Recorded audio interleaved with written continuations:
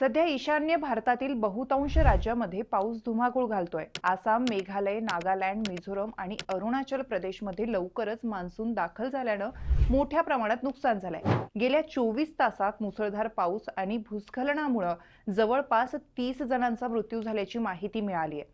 सतत कोसळणाऱ्या पावसामुळे अनेक ठिकाणी घरं उद्ध्वस्त झाली असून बहुतांश भाग पाण्याखाली गेलाय। मुसळधार पावसामुळे आसाममध्ये 9 जणांचा मृत्यू झालाय। यामध्ये लखीमपूर जिल्ह्यात 2 जणांचा मृत्यू झालाय, तर गुवाहाटीमधील 5 जण हे पावसामुळे दगावलेत। त्याचबरोबर बोंडा परिसरात झालेल्या भूस्खलनामुळे अनेकांना आपला जीव गमवावा लागलाय। अरुणाचल प्रदेशमध्ये 2 कुटुंबातील 7 जणांचा कार अपघातात मृत्यू झालाय। भूस्खलनामुळे त्यांची कार वाहून गेली, तर लोअर सुबनसिरी जिल्ह्यात 2 मजुरांचा मृत्यू झालाय। आसाम आणि अरुणाचल प्रदेशसह मेघालयमध्ये 3 मुलांसह 7 जणांचा मृत्यू झालाय।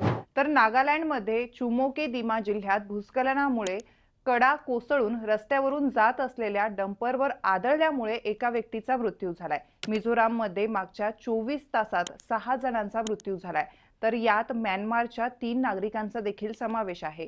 केंद्रीय गृहमंत्री अमित शाह यांनी संबंधित राज्यांना मुख्यमंत्र्यांशी चर्चा करून या परिस्थितीचा सामना करण्यासाठी मदत करण्याचं आश्वासन दिलंय।